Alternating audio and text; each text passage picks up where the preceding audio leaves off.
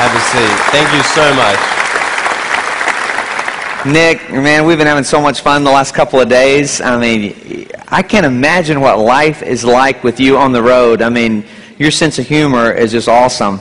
It's got to be fun hanging around you. We have fun. We have a lot of fun. You know, like, our schedule's so busy when you're going around Africa and Indonesia, and you just need a couple laughs to break it up a little bit. And it's quite funny when I drive around shopping malls and outside in public places. A lot of people, you know, sort of freak out, and you know, these little kids, I love running after them. And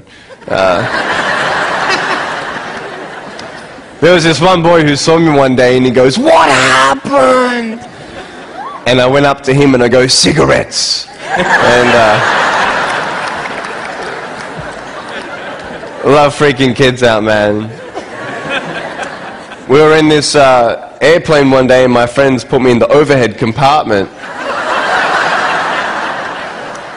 A lot more leg room up there, so... No, they shut the door and we waited for somebody to come and put their bag up. This guy came, opened the door, go, "Boo!" You know. I said, "The restrooms are over there."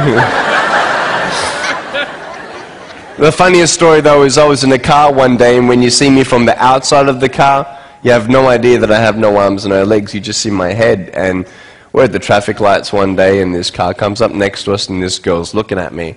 And I'm like, "Cool, let's have some fun here." So I look at her, and I grab the seatbelt in my mouth, and I loosen it. And then in the car seat, I just did this.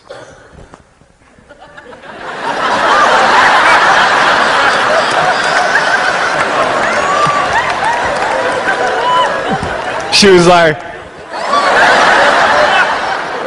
I've never seen anybody so desperate for a green light in my life. It was, you know, that's a couple funny stories for you. That's awesome. Yeah. We have a lot of fun.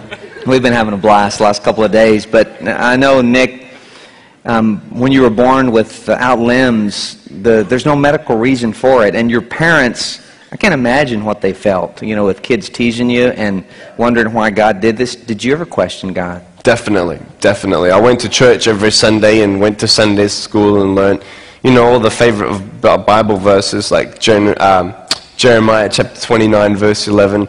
"For I know the plans I have for you, declares the Lord, plans to prosper you and not to harm you, plans to give you hope in a future."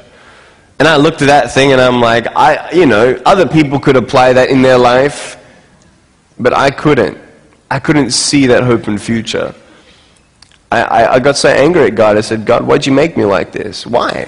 I mean, you may as well just have created a fish with no tail. I mean, what purpose will I ever fulfill in my life? I can't do this and I can't do that." And people teasing me and putting me down, and I just would never have thought that I would become the independent man I am today, traveling around the world and doing what we're doing. So it was very, very hard, very hard.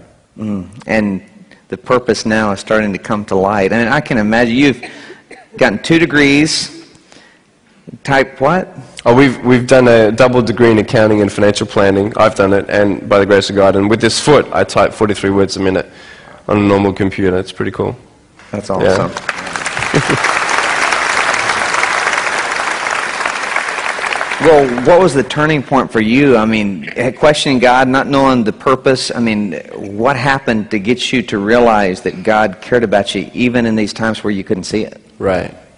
That is when my life changed. And before I was 15 years old, I realized that as human beings, we want to know 2 things. In your pain, you want to know that you're loved. And second of all, that everything's going to be okay. I couldn't see that anything was going to be okay. I never thought I'd get a job. I never thought I'd ever get married. I thought even if I ever did get married, I can't even hold my wife's hand. I won't be able to dance with my bride on our wedding night. And when we have children, how am I going to put my arms around my kids when they're crying? And no one had any answers for me, and I wanted to believe that everything's going to be okay. And people used to come up to me and say, "Hey Nick, everything is going to be okay."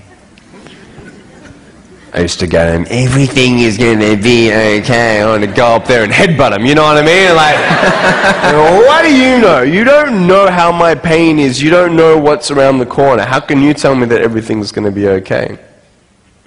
But it was when I read John chapter 9 when I was 15 years old and was convinced that God knows. God knows what He is doing. You see, no one could tell me why I was born this way. And no one could tell the blind man in John chapter 9 why he was born that way either. But Jesus said it was done so that the works of God may be revealed through him. And it was done and it was shown. And just this tangible faith and peace of just knowing that someone understands. That God, who is bigger than my circumstance, is letting this happen for a reason. And I came to a point of saying, Lord, I don't understand this purpose, but I trust that you know what you're doing. And that is when that peace of God gives you that strength to get through from day to day.